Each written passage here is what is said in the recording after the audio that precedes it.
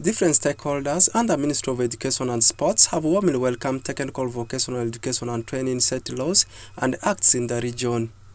This happened during stakeholders meeting on Wednesday, 2nd of April 2025 at the Arua Game Technical Institute in Arua City that attracted different stakeholders such as facilitators and the Ministry of Education, head of technical institutions across the region, city and district leaders in security, education among others.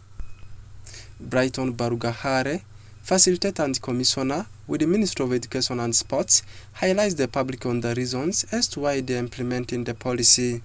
We have come up with the initiative because we want to solve the unemployment problem, because from the research and evidence we have discovered that many of the graduates coming from our institutions have not been having the requisite skills by the employers. So there has been a mismatch between what we are producing and what the employers want.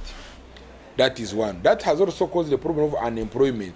When people have skills which employers don't want, they don't employ them. Thirdly, the employers have complained that they spend a lot of money retraining and retooling the people when we think they should be ready for market. And that means that they are being very expensive, and in addition, they are not competitive. So people find hiring expatriates or people not our own products easier and better than ours. So we are trying to align ourselves to the requirements of the world of work. Meanwhile, David Mubiru, Acting Director of Directorate of Industrial Training, says the new system will help to address the different gaps in the employment sector. The new law introduces a reform that brings in place a new Tvet system.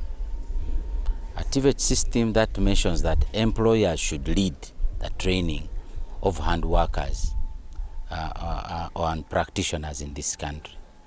So this is a very good thing for both employers and hand workers, because they will prescribe what level of skills, what type of skill sets that are employable in their own understanding.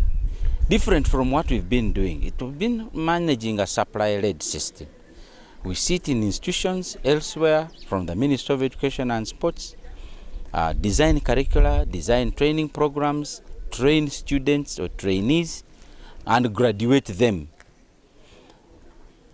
not knowing what the employer wants. Only to be surprised that so many people are not employed. Why? Because the skill sets that you have given to these people doesn't match what the employers want. So that's what this law is curing primarily. Omo Francis, the principal of Arua Game Technical Institute, and Okoda Wikilbuka, the principal of Ora Technical Institute in Zombo, have both welcomed the law with a positive impression. This is a new genesis, and usually the beginning of every new journey. It has its own challenges, but we have to embrace. And as an institution and the sector, we embrace this.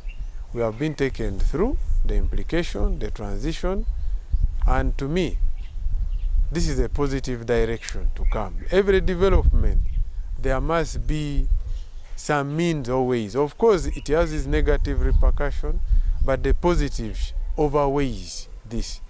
Now, the next task, which the team we are hosting here today from the Ministry of Education, are here to engage with the different stakeholders and then unpack their fear and make them understand into depth.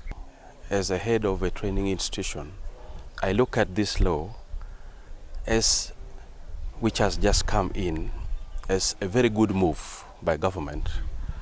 And this law should have actually come much, much earlier than this time. Why do I say this?